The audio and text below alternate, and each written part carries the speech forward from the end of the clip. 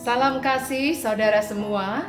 Dengan sukacita saya kembali menjumpai Bapak, Ibu, dan saudara-saudari melalui video pendewasaan iman 2 Februari 2025 ini. Temanya adalah dipanggil untuk menyuarakan kebenaran. Lukas pasal 4 ayat 28 sampai 30 tertulis demikian. Mendengar hal itu, semua orang di rumah ibadat itu sangat marah.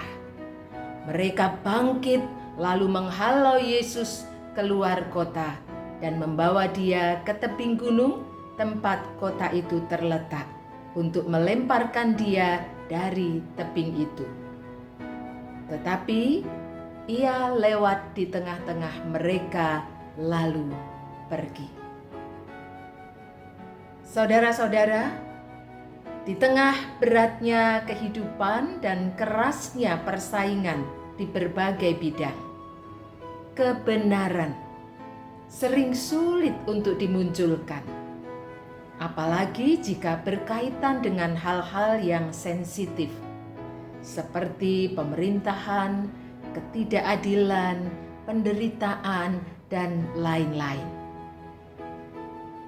Itulah sebabnya banyak orang memilih tidak menyuarakan kebenaran dan cenderung membiarkan apa yang tidak benar terus dipraktekkan. Tetapi bacaan Injil kali ini memberi contoh bagaimana Yesus memilih menyuarakan kebenaran kepada orang-orang di Nazaret. Mereka terlalu tinggi hati, merasa sebagai umat pilihan yang paling pantas dihormati, paling layak menerima perlakuan yang lebih baik daripada bangsa lain. Mereka marah ketika Yesus justru mengambil contoh tentang Nabi Elia yang menerima bantuan dari seorang janda di Sarfat di wilayah kafir. Dan juga Nabi Elia yang justru menyembuhkan Naaman yang bukan dari kaumnya. Yesus menyuarakan kebenaran, menegur dengan keras bahwa orang-orang Nazaret tidak akan mengalami kuasa Tuhan dalam hidup mereka, karena mereka menutup diri, bertahan dengan keangkuhannya.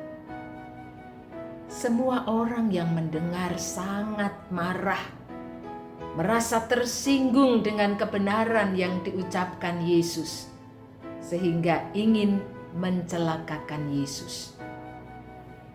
Tetapi keadaan itu tidak lalu membuat Yesus diam. Dia memilih menyuarakan kebenaran, sebab itulah yang dikehendaki Tuhan. Meskipun ada risiko yang harus ditanggung, Yesus berpegang pada penyertaan Bapa.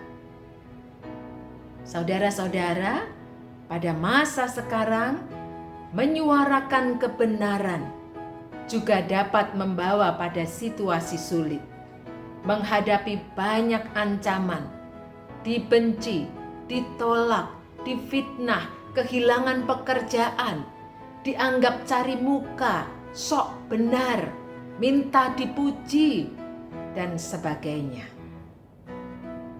Mereka yang bekerja di kantor atau perusahaan, di instansi pemerintah, atau terlibat pelayanan di gereja dan juga dalam kehidupan bermasyarakat, yang punya pengalaman menyuarakan kebenaran, tentu bisa merasakannya.